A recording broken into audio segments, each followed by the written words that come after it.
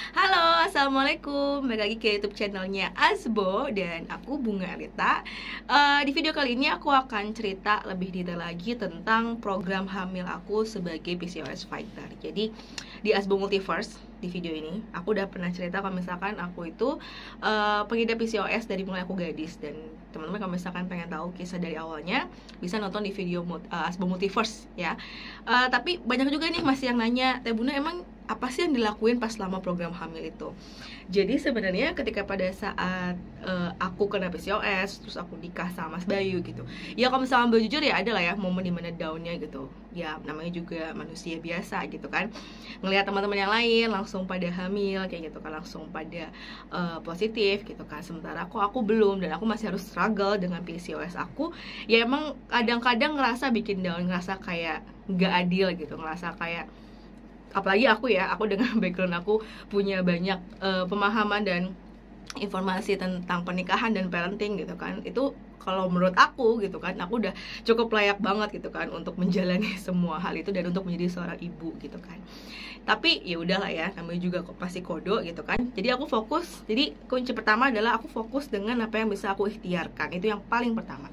Aku fokus apa yang bisa aku perbaiki dari PCOS ini. Yang jelas adalah aku harus merubah semuanya. Jadi waktu itu ada momen dimana aku ngobrol banyak sama Mas Bayu kan, dan disitulah kita akhirnya tuh saling sharing, saling tukar informasi, dan akhirnya banyak menemukan bahwa oh ternyata banyak hal yang sering aku lakukan yang harusnya itu aku tidak melakukan hal itu, dan banyak hal yang harusnya aku lakukan dan aku itu tidak gitu kan. Yang paling jelas itu adalah tentang masalah pola makan, pola minum, pola gerak, dan pola tidur. Jadi kalau misalnya buat teman-teman mungkin yang ngerasa sama juga ya, punya PCOS juga, yang namanya cewek kena PCOS itu biasanya moodnya itu kan naik turun, gampang meledak-ledak gitu kan. Terus akhirnya ngaruh juga ke tidur gitu kan, ke pola tidurnya juga, sering tidur malam gitu kan, sering insomnia gitu kan. Terus kayak pagi-pagi tuh kayak mager gitu loh, kayak males banget menghadapi hari gitu loh, kayak nggak fit gitu kan. Dan setelah diskusi sama Mas Bayu, akhirnya ada beberapa hal yang harus dirubah. Yang pertama itu adalah yang ini ya. Jadi aku akan ceritain dulu aku melakukan apa dan aku merubahnya bagaimana. Jadi dulu itu aku sering banget skip makan pagi. Jadi aku biasanya itu makan itu bukan pagi hari. Asumsikan pagi itu adalah sekitar ya habis subuh sampai jam 8, jam 9 ya. Aku biasanya dulu makan itu di atas jam 10, jam 11 ke atas lah pokoknya. Itu kayak kayak brunch ya, breakfast and lunch gitu.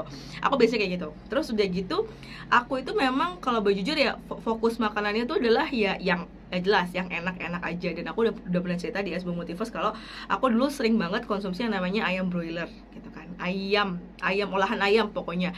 Itu paling sering banget gitu kan, paling sering nyari setiap hari gitu kan. Mungkin harusnya dulu aku pakai bikin tren TikTok yang ada tuh lagunya tuh, semua makan ayam gitu kan, pagi makan ayam. Nah aku dulu kayak gitu. Nah udah gitu, terus yang dievaluasi adalah ternyata aku jelas kurang banget sayuran. Aku dulu nggak suka sayuran sama sekali, jadi itu yang dirubah. Akhirnya aku makan sayuran. Akhirnya aku harus makan sayuran. Dan kalau misalnya ditanya gimana caranya, yang tadinya nggak suka sama sekali tiba-tiba harus mau makan sayuran, jawabannya adalah karena kesadaran. Karena akhirnya aku sadar bahwa aku butuh itu gitu loh. Jadi ya mau nggak mau, ya terima nggak terima, mau enak nggak enak telan aja. Terus juga bukan racun ini gitu kan. Nggak enak itu hanya di mindset aku aja, dan aku bisa merubah itu gitu. Ketika pada saat aku merubah kesadaran aku, berubah mindset aku, ya berubah juga kok. Jadi ya udah aku makan aja sayurannya gitu. Jadi kalau misalkan dulu tuh aku nggak pernah tuh makan kayak nasi terus sayurnya tuh satu mangkok gitu kan, enggak. Aku masih milih-milih banget sayurannya. Tapi setelah itu ya aku udah taubat dan nasuha, dan aku lebih banyak lagi porsi sayurnya kayak gitu. Terus setelah itu yang paling jelas banget itu adalah aku akhirnya tuh dulu itu aku sering banget nyemil ya bahasanya ya, jajan atau nyemil di luar jam makan. Itu sering banget. Nah itulah yang akhirnya tuh kalori aku tuh terus-terusan naik gitu kan. Yang akhirnya blood sugar aku itu terus-terusan naik. Apalagi aku dulu sering konsumsi ini juga nih, sering konsumsi olahan susu dan olahan tepung gitu. Jadi olahan susu kayak entah itu susu UHT, terus kayak keju, terus juga kayak makanan kayak pasta. Aku sering banget makan kayak gitu. Dan setelah aku hijrah pola makan, aku berhenti makan itu sama sekali. Jadi sama sekali tidak mau menyentuh itu, tidak mau memakan itu. Jadi ya nggak aku makan sama sekali gitu ya. Bukan berarti misalkan kayak lagi pengen mie instan nih, mie instannya diganti yang mie instan yang sehat. Enggak, dulu aku sama sekali tidak mau sentuh makanan kayak gitu, karena di mindset aku masih lebih mending aku makan nasi, ada karbonya, ada proteinnya, dan ada sayurnya sekalian, daripada aku harus makan mie instan. Sesehat-sehatnya mie instan, dia tetap aja bahan bakarnya tepung gitu ya.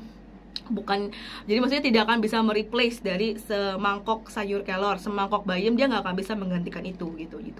Terus misalkan kayak roti, nggak mau makan roti, nggak mau makan roti biasa, maunya gluten free gitu. Enggak, dulu tuh sama sekali aku ya udah, aku bener-bener nggak makan yang namanya olahan tepung, bener-bener nggak mau makan. Kalau misalkan aku makan tahu tempe, kalau misalkan mau digoreng, aku gorengnya pakai minyak kelapa, terus ya udah nggak pakai tepung sama sekali. Jadi dari mulai pola makan aja aku udah mulai banyak tuh. Dan kalau jujur susah ya, maksudnya definisi susah adalah ya kadang-kadang ada ngerasa kayak kangen banget, pengen makan ini, pengen makan itu gitu kan. Tapi ya kalau aku boleh jujur, itu cuma hanya di pikiran aku aja kok gitu, dan aku bisa menahan itu semua gitu. Itu bukan sebuah kebutuhan yang memang harus dipenuhi, enggak. Dan aku sadar bahwa ketika aku lagi craving kayak gitu, itu hanya hawa nafsu aku aja gitu. Nah, setelah pola makan itu, yang aku lakukan juga adalah aku tuh mengganti karbo aku. Jadi dari karbonya kan hanya monoton ya, hanya beras aja, hanya nasi putih aja gitu ya. Jadi aku ganti gitu loh, nggak cuman makan nasi ya, tapi juga makan singkong juga, makan ubi ungu, makan ubi cilembu. Jadi sumber karbonya itu aku bukan satu tipe aja gitu loh. Jadi banyak banget, dan nasinya pun aku buat beragam. Nasinya aku buat beragam, nggak mesti nasi putih. Kadang-kadang aku makan nasi coklat, kadang-kadang aku makan nasi hitam, kadang-kadang juga aku makan nasi merah. Jadi beragam, bener-bener gonta-ganti setiap hari kayak gitu si sumber karbonya itu kayak gitu. Terus kalau udah pola makan, terus pola minumnya, dulu tuh aku bener-bener yang namanya pas waktu aku hijrah pola makan, aku biasanya kan aku suka minum susu. Aku minum susu, olahan-olahan yang basisnya susu, ya kayak yang sekarang ya, boba, terus Thai tea, segala macem. Itu bener-bener aku cut dan aku stop. Jadi selama aku hijrah itu aku cuman minum 2 hal ini, air putih sama air kelapa. Udah 2 itu doang. Termasuk misalkan Mas Bayu bikin teh detox, bikin ramuan segala macam, itu juga aku minum. Cuman kan biasanya kan dia kan air putih biasa. Jadi itu yang aku minum tuh cuma 3 hari itu tadi gitu kan. Dan aku bener-bener fokus ke air putihnya. Aku bener-bener nge-supply tubuh itu, kalau nggak air putih ya air kelapa. Dan aku udah nggak pernah jajan lagi, udah nggak pernah beli minuman yang manis-manis lagi, udah nggak pernah lagi gitu. Dan fokus aku waktu itu memang bukan untuk naik berat badan, nurunin berat badan, enggak. Fokus aku itu adalah supaya lifestyle aku itu berubah. Ketika pada saat lifestyle aku itu berubah, harapannya tubuh ini bisa adaptasi dengan dengan pola makan yang baru, terus tubuh ini bisa memperbaiki dirinya sendiri dulu gitu. Jadi aku nggak fokus ke turun berat badan. Jadi kalau misalkan teman-teman bertanya-tanya gitu kan, Teh Buna langsung turun berapa kilo, itu salah pertanyaan. Karena tujuan aku nggak kayak gitu. Tujuan aku merubah semuanya itu bukan hanya untuk nurunin digit angka di timbangan, tapi aku mau bikin lifestyle habit. Nah, ini adalah pemahaman yang memang harus dibentuk di awal gitu loh. Lifestyle habit ini dibentuk itu bukan hanya untuk sekarang aja atau untuk setahun aja, bukan untuk cuma 3 bulan turun berat badan 10 kilo terus udah selesai, enggak. Aku mau lifestyle kayak gini tuh aku kerjakan sampai akhir hayat aku, dan mau aku turunkan lagi ke anak-anak aku. Jadi tujuan hijrah pola makannya tuh nggak sesimpel pengen punya anak doang, enggak. Karena aku pengennya aku belajar, aku bangun kesadaran, dan besok aku nggak mau ngulangin lagi kesalahan yang sama ke anak aku nggak akan aku kasih lagi makanan-makanan yang nggak real food gitu loh. Aku akan mengikhtiarkan kalau memang masih ada real food, ya akan aku kasih real food gitu ya. Real food itu contoh misalkan kayak singkong, kayak ubi. Yang nggak real food itu tuh kayak tadi, misalkan kayak olahan susu, terus makanan berbasis tepung itu kan gak real food, itu ya ibaratnya ya makanan mati gitu ya. Tapi gini, maksudnya ketika pada saat ada di tangan aku ada roti, di tangan kanan aku ada roti, di tangan kiri aku ada singkong, aku akan lebih memilih untuk ngasih singkong dulu dibandingin roti. Jadi kalau memang ada dua pilihan, aku akan pilih yang dia real food dulu gitu loh, dibandingin makanan-makanan yang tadi gitu. Jadi rubahlah mindsetnya itu dari pas awal kita mau untuk hijrah pola makan, nggak cuman buat diri kita tapi buat anak keturunan kita. Kita nggak bisa loh hidup terus-terusan kayak gini, kita nggak bisa terus-terusan jajan nambah-nambahin kalori, kita nggak bisa terus-terusan nggak mau mikir anak kita itu atau nggak diri kita, keluarga kita itu mau makan apa, apakah makronutrisinya terpenuhi, apakah mikronutrisinya terpenuhi. Kita nggak bisa cuman asal percaya aja gitu kan dengan olahan-olahan orang lain gitu kan, tanpa kita itu belajar kayak gitu. Nah, di samping itu aku juga itu dia makanya aku bilang yang namanya ASBO itu dia muncul ketika pada saat aku itu lagi mau proses program hamil itu kan. Jadi karena Mas Bayu udah belajar tentang herbal duluan, jadi beliau itu udah meracik teh detok. Jadi teh detok itu memang udah langsung dikonsumsi sama aku duluan gitu, udah dikonsumsi. Dan ini yang paling penting banget ketika pada saat aku program hamil itu adalah kita di ASBO itu kita bikin yang namanya ASBO Miracle Capsule. Ini isinya adalah daun kelor dan ini bagus banget karena dia itu bener-bener mikronutrisinya itu bener-bener bagus banget. Dan ini tuh aku minum udah mulai dari jauh-jauh hari dari sebelum aku hamil. Jadi sebelum aku promil pun aku udah minum ini, udah bener-bener minum ini. Sehari itu satu kali minum itu 3 kapsul sampai 4 kapsul. Terus aku minum sehari 3 kali ya, sehari 3 kali. Ini tuh aku konsumsi dari mulai aku itu promil sampai aku melahirkan, dari mulai aku promil, aku hamil sampai melahirkan sampai menyusui kayak gitu. Nah, jadi kenapa ini paling bestseller banget di ASBO, karena dia itu paling bagus banget kalau misalkan buat dikonsumsi sama tadi ibu hamil, ibu yang menyusui gitu. Dan ini natural banget, jadi ini bener-bener ekstraknya gitu loh yang kita jual tuh bener-bener bagus banget. Dan ini bisa banget buat supply dari asam amino, bisa supply juga mikronutrisi kayak gitu. Dan aku konsumsi ini pas waktu lagi promil itu udah habis banyak banget deh, nyaris 10 kayak gitu kan. Karena ketika pada saat aku PCOS gitu kan, dan kalau misalkan aku itu hamil, aku belum selesai perjuangan aku. Karena ketika pada saat PCOS yang hamil itu masih banyak tantangan laginya gitu lah. Bisa jadi janinnya nggak berkembang gitu kan, bisa jadi hamil anggur gitu kan, terus bisa jadi gampang ngeflek, pendarahan. Terus ketika pada saat hamilnya itu bisa ketubannya kurang gitu, dan segala macamnya kayak gitu. Dan itu aku bener-bener aku bener-bener kayak mewanti-wanti diri aku nggak mau hal itu terjadi. Dan apa sih yang bisa aku lakukan? Dan ternyata jawabannya adalah aku harus rubah pola hidup aku harus rubah pola makan aku, dan aku harus minum suplemen yang bagus kayak AMC ini gitu.